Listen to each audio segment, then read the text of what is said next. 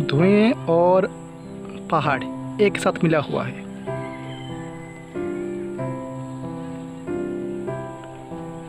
मानो तो ये नज़ारा कितना खूबसूरत है। मैं जब देखता हूँ सुबह या बारिश के टाइम बहुत अच्छा लगता है मुझे।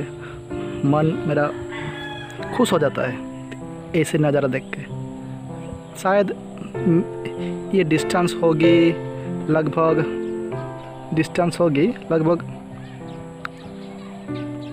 4 किलोमीटर होगा यहाँ से पहाड़ तक पहुँचने के लिए। 4।